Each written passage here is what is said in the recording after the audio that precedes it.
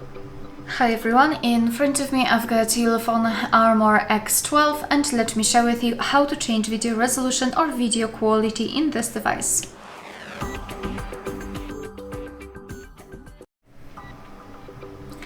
So let's begin with opening the camera app, and currently we are in the standard photo mode, so let's switch to the video one.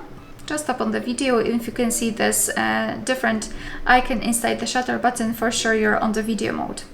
Now we have to go to the settings, which are in the right upper corner, and here on the left we've got video quality, so let's simply tap on it.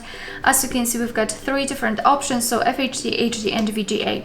If something is highlighted, it means that it is set. So let me choose for example, this third option. And as you can see, it is highlighted, which means that from now on our device will use the chosen resolution whilst recording a video.